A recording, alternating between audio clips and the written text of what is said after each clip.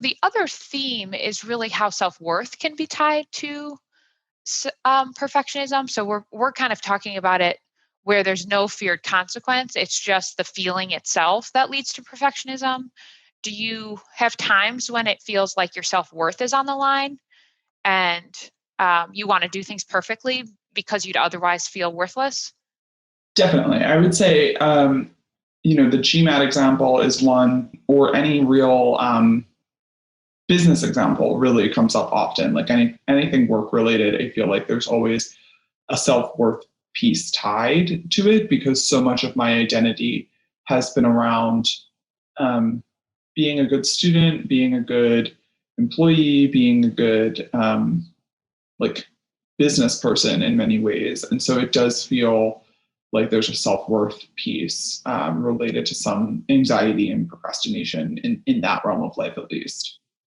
And so how do you good awareness there?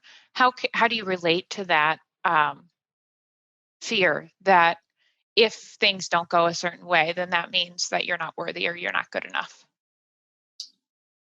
Um,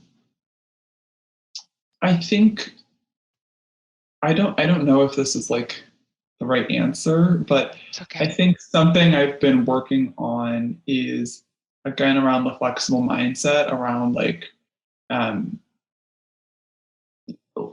I guess what I'm trying to say is if you don't take any risks, like you don't have the chance for reward, you don't have the chance for learning. So framing things in my mind that are business related, especially if they're things I haven't done before, or if it's like, the first time I'm taking on and leading a really big project, trying to be a little more like, yeah, well, the alternative is you just wouldn't do this. And the reality is that this is something you want to do, and this is something you've been working towards, and you won't have the opportunity of succeeding at it if you don't just start.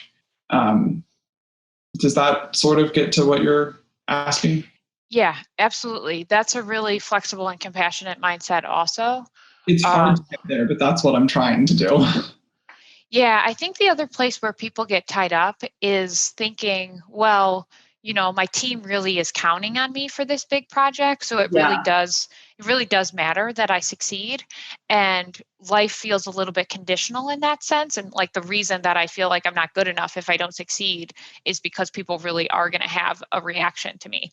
And the way that I would work with that is that's actually true. Most aspects of life are pretty conditional, and other people have expectations for how you are going to show up.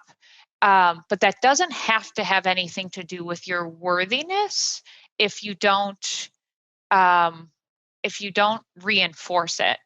So if you have the sense that you're not good enough and you work extra hard, you get reassurance, you beat yourself up, all of these things are going to make you feel less good about yourself.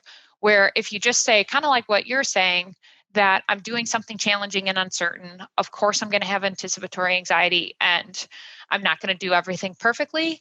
And that's okay. I'm just going to keep working at it and ask for help when I need it. um, the reality is that if you have the skills and the aptitude to get to where you are, and if other people see potential in you and are saying, like, we're going to give you this responsibility and see what happens, then if you keep showing up in a non perfectionistic kind of way, you're likely going to learn and then be able to succeed at that task. And that whole process actually has nothing to do with like your worthiness as a human. So it's only that concept only gets tied into how you relate to other people if you yourself are like trying to protect against the feeling of worthlessness. Do you have any thoughts about that?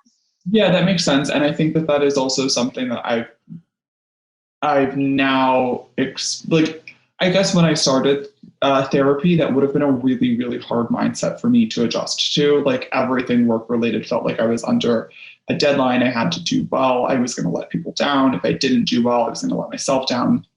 Um, but I have noticed since we began talking about the kind of framework that you're discussing of being like this is a learning opportunity. These people believed that I have the skills to do this. And so like maybe this was my first time doing it, but this is an opportunity for me to learn, and the people around me believe that I'm qualified to be in this position. I would say since I started to flip to that mindset, probably I guess a couple of years ago, it's still something I work on, but I have seen that that is true. Like I have seen the outcome of being like, oh, I wasn't totally prepared for this project because it was the first time I had done it. But I approached it with a little bit more of a flexible mindset, and I still, the launch went off successfully. I still hit my metrics. Maybe some things along the way weren't entirely perfect, but like I more than exceeded the goal I was looking for. And I learned in the process. So I feel like I have been able to not only start to adopt that mindset, but see how it has positive outcomes associated with it, which is then reinforcing to keep trying to use that mindset when my like nature, like natural psychology would like not want me to. Great. Yeah, I'm happy to hear all of that progress. That sounds like a really good mindset. So I'm aware of our time for today. We'll stop here, but we'll come back to an ongoing discussion of intolerance of uncertainty. Thanks so much, Catherine. Thank you.